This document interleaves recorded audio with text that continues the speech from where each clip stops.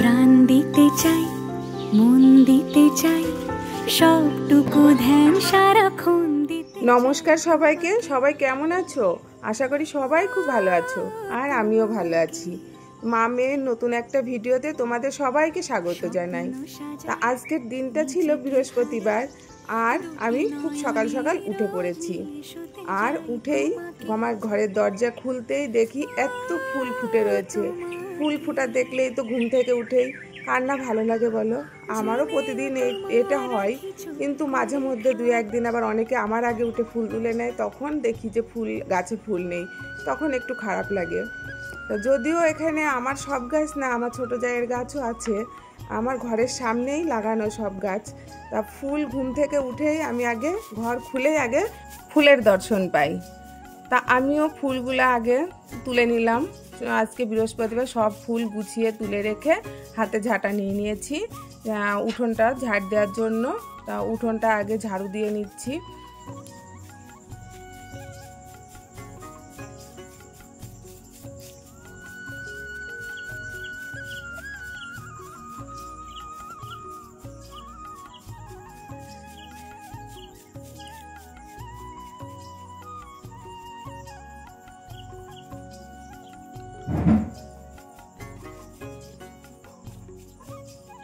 তো সব উঠোন আমার ঝাড় দিয়ে শেষ হতেই দেখি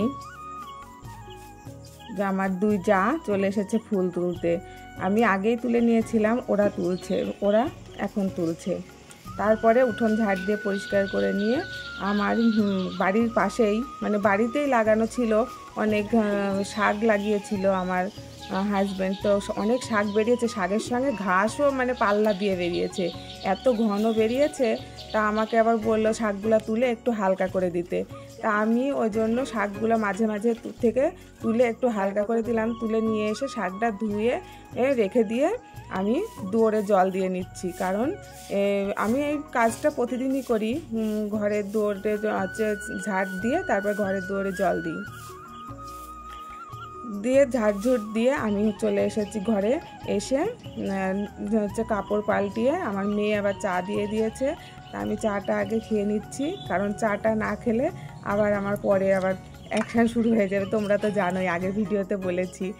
চাটা খেয়ে শেষ করে নিয়ে আবার বাড়িতে অতিথি এসছে, তাদের জন্য রান্না বান্না করা আছে, অনেক কাজ। তা আমি একটু ব্রেকফাস্টের জন্য সব রেডি করে নিয়েছি, রুটি তরকারি, একটু সুজি করব। তা ওগুলো করে নিয়ে সবাইকে দিয়ে খেতে দিয়ে আবার দুপুরবেলা হচ্ছে যে খাবার দাবার রেডি করার জন্য রেডি হতে হবে। তো ওগুলো আর ভিডিও করিনি। আর বৃহস্পতিবারের দিন আজকে একটু পুজো করা একটু দেরিও হয়। তা আমি দুপুরে রান্না বান্না সেরে নিয়ে পুজোটাও তাড়াহুড়ো করে সেরে নিয়েছি। সেরে নিয়ে স্নান টান সেরে আমার ননদের ছেলে বৌমারাই এসেছিল, তো ওদেরকে খেতে দিয়ে দিচ্ছি। তো ওদের খাওয়া দাওয়া হয়ে গেলে নিজেরাও একটু খেয়ে নিয়ে একটু রেস্ট করেছি। করে আবার বিকেলবেলা আবার আমার কাজ আছে আজকে, কারণ আমার ছোটো মেয়ের স্কুলের থেকে অনেক প্রজেক্ট দিয়েছে। তাও প্রজেক্টগুলো তো মেয়ে করতে পারে না, ওগুলো মেয়েদের স্কুল থেকে দেয়, ওগুলো মেয়েদের তো কাজ না, বাড়ির মায়েদের কাজ। তা ওগুলো আমাকেই করতে হয় সব। তা আমিও মেয়ের প্রজেক্ট করতে বসে গেছি। হ্যাঁ, মানে সারা রাতি বলতে হবে, কি বলবো, সারাক্ষণ ওই প্রজেক্ট করতে অনেক টাইম লাগে। বসে বসে প্রজেক্ট করতে করতে সেই রাত 10টা বেজে গেছে। আর যত কাগজ মানে কেটে কেটে সারা ঘর ছিটিয়ে গেছে। তাও একটা প্রজেক্ট না, দুটো প্রজেক্ট আমার একদিনে রেডি করতে হবে, কারণ আগের দিন আছে সাবমিট করার দিন ছিল, সেদিন আবার মে দিবসে বন্ধ ছিল, স্কুল ছুটি ছিল, ওই জন্য পরের দিনকার দুটো একসঙ্গে সাবমিট করতে হবে। ওই জন্য দুটোই একসঙ্গে আমাকে রেডি করতে হচ্ছে। বা সংসারের সব কাজ করো, মেয়েকে পড়াতে বসা, আবার এই প্রজেক্ট তৈরি করা, মানে বিরক্ত লাগলেও কিছু করার নেই, করতেই হয়। তোমরা তো দেখতেই পাচ্ছ। তা আমার প্রজেক্টটাও কেমন হয়েছে তোমরা একটু কমেন্টে জানিও। আগে কোনো দিন করিনি, কিন্তু এখন মেয়ের জন্য ওগুলো আমাকে শিখতে হচ্ছে, আমাকেই করে দিতে হয়।